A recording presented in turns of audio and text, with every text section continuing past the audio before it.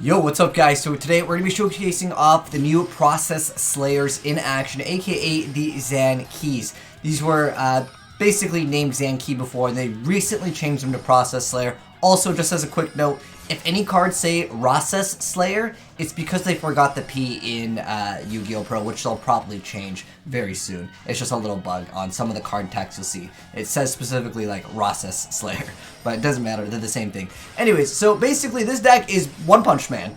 What you're going to do is beef up the final Sigma. This is the new boss level 12 synchro monster, and as you guys can see, it's going to just do a massive amount of damage. You're going to be one punching your opponent quite a bit, and any battle damage it inflicts to your opponent is double. Basically, you guys remember Chaos Max? Well, this is even better because it doesn't have to do it in piercing. You can just straight up do it. So if you're a Chaos Max fan, I mean, this is going to be a deck for you because it's kind of the same concept, although I want to say Blue Eyes is probably more of a fan favorite.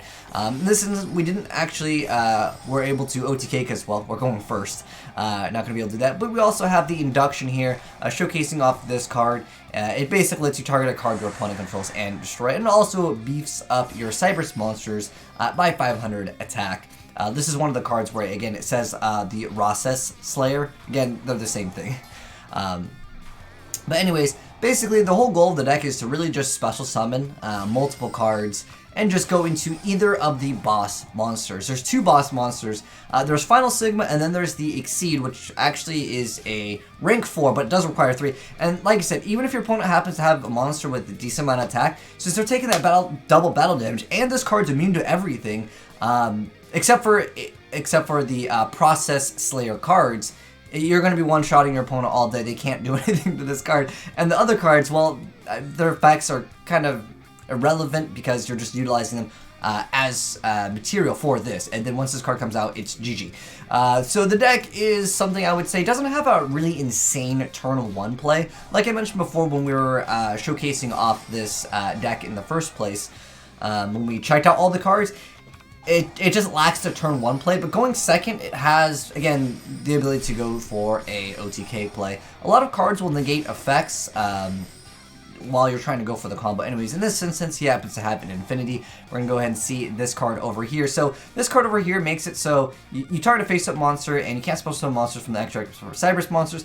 so you can just special summon it, and the monster gains 1,000 attack until the end of his turn. He was like, you know what? I don't want this 1,000 attack. So he's going to negate and destroy that. It's more so just a special summon that you need with this guy, and if you can bait your opponent, that's excellent. So here's the Exceed monster. This Exceed monster is basically like a, I kind of want to call it a Trishula. You can detach up to 3 materials from this card, then activate the same number of the following effects. So you send one random card from your opponent's hand to the graveyard. You can send one monster your opponent controls to the graveyard, or you can send a spell and trap card your opponent controls to the graveyard. And then if a ProcesSlayer card would be destroyed by a card effect, you get to detach one instead. So it's kind of like your protection, and this card, the Divider Nayuta over here, is going to beef up your monsters to have extra attack. And he top decks into a Machine Dupe, which and a Ash Blossom, not going to be doing too much here. Silent Mining actually is going to get stopped, but again, basically just have a variety of the monsters, and Silent Mining still have multiple. It's going to make it quite easy. He ends up making a Mega Fleet Dragon, but he's able to add back the Nabla over here, and if any of your cards would get stopped, usually they get to add back one card, so you can kind of play through like one negate in the deck, but basically the same concept is over here. One of the monsters will increase the level over here. One of them allows you to attack twice, but most of the time you do enough battle damage because it's double, and you can get the card up to 6,000 attack, or you can also reduce your opponent's attack. And remember, all the battle damage you're going to be dealing is going to be multiple. So we have another boss monster for the deck. I mean, like I said, this is a deck where you have options to go for 3 things as of right now. We've showed off the one that's immune to everything. We've showed off the one where it basically kind of has a kind of like I'm going to call it kind of like a mini Trishula effect, and then it can also protect itself by detaching. He ends up, I don't know why he MSC'd, but I think maybe a misclick. Anyways, nonetheless, Dark Law is out on the board. What's funny with this is Balancer Lord actually gets an effect when it is banished. He can special summon a level 4 or lower monster from his hand. Doesn't really matter. This is the card that we're showing off though. The Magma over here. So, when it destroys a monster by battle, you can target up to 2 cards your opponent controls and destroy them. And then if this card is destroyed in its owner's possession, you have to add a ProcesSlayer spell and trap from your deck to your hand. One of them just basically lets you special summon it, and it gains 1,000 attack, which is pretty good. And the off chance that one of your plays when you're going for the effect gets stopped, you can just bring it right back. Now, you can only activate one of these per turn, but, I mean, there's so much with these supportive cybers to, again, make the deck quite consistent over here. This guy is so lucky. Just watch what happens in this duel. So he goes ahead and activates the green light. Then we're going to go ahead and activate another effect. And he's going to go ahead and stop that with orange light. Eevee's going to activate that effect, but Ash Blossom is going to go ahead and say no to that. So he has a Venus already. So that's a really good card when basically both players are top decking at this point. Venus, and then he also has the Pot of Desires, so he's going to be able to go for a Venus play and have Desires. He's going to go ahead and banish a bunch of cards. And he opts to just go for the Hip Hoshonen, and that's just going to give him some extra attack. Then he goes into Boral Load. I think I would have rather Sarah Yuja try to end up with some more combos here, especially with Alistair.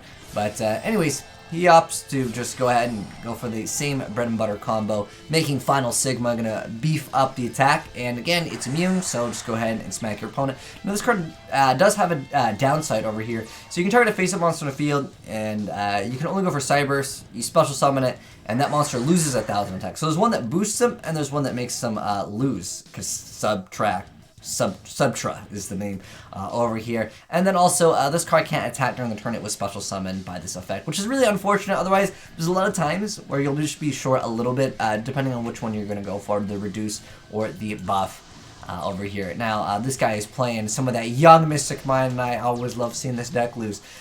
So he goes ahead and sets a bunch of cards. He doesn't want to summon his Eater of Millions because he wants to, of course, go for that Drowning Mirror Force play. He's going to go ahead and warning that, and that dies. So this is what I was talking about before, where if this card goes away, don't worry about it because you're going to be able to instantly add this card, which lets you just special summon another card. So he's going to go ahead and re-special summon this card over here.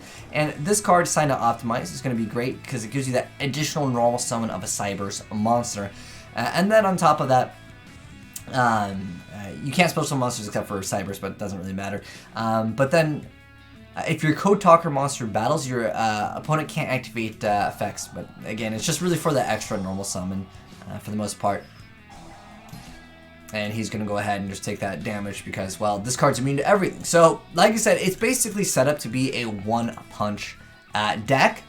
That's the cool way of playing it, but if you need to, Magma's there to pop extra cards. You have this to send a random card from your hand, and then also send one monster, and then on top of that, you have the send spell and trap. So you basically can get rid of 3 cards, and then it also protects yourself because this deck just needs more boss monsters. So anyways, shout out to my boy Magus for making this build. I think this is a quite great build. If any of you guys are maybe interested in playing this deck, this might be kind of the way to go, because it's very easy just to go right into these cards.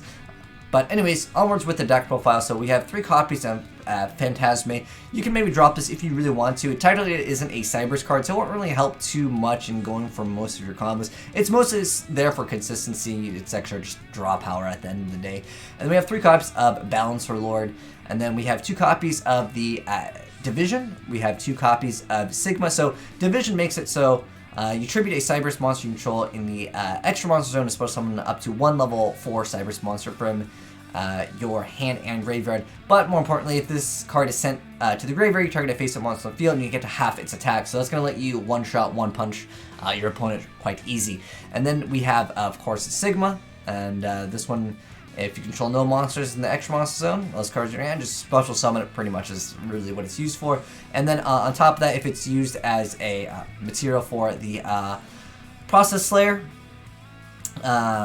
you can treat it, where is it, if this card you control is used as synchro material, you can treat it as a non-tuner because there's multiple cards that are tuners in this. So that's what he's really used for, but it's just, again, a special summon fodder. And then this one allows you to, if it's sent to the graveyard, target a Cyberse monster in the extra monster zone, it can make up to 2 attacks. So basically that allows you to attack multiple times. And then we have the Adion over here. So this is the boost up. You just target 1 and then boost it up. And then we have 2 of those, and we have 3 copies of Multiplier over here. So this one lets you target at level 4 and it becomes level 8. So that allows you just to go straight into the final Sigma much easier. And then if it's sent to the graveyard, you target a Cyberse monster you control in the extra deck and double its attack. So this basically will be 6,000. That's how you're seeing it get 6,000 a lot of the times. Then we have 3 copies of Ash, 3 copies of Desires, 2 copies of Indulgence. Now while this deck is all about going for the extra deck, I think you need maybe some draw power as of right now just for consistency, because we don't have other cards. Maybe if the archetype does get some other support. I mean, you already have Silent Mining, which lets you search out any of the key cards, which is basically just go for the 3 that you need, or just the 2, whatever the case may be, and just make this card and then start slamming all the extra stuff on it, and you'll be good to go.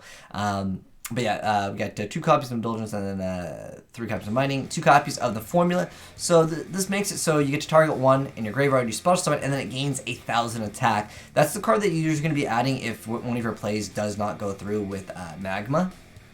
And then we have 2 copies of Optimize. Again, it's just the extra additional summon that helps out. And then we have the ProcesSlayer Divider, which is going to make it so if it battles, you get to send another ProcesSlayer to the graveyard, and it gains attack equal to the sent monsters, which is quite good, again, for other setup plays in the future. And then if it's sent to the graveyard from the spell and trap zone, you can target a ProcesSlayer card in your graveyard and add it back to your hand. And then, of course, impermanence. And then we have the Induction to kind of help out with turn 1 plays, although I just think that this deck would probably be better off running other things. If you really wanted to deal with certain things turn 1, perhaps you can think about other cards if you wanted to help out, even like Chalice. I think Chalice is still a great card.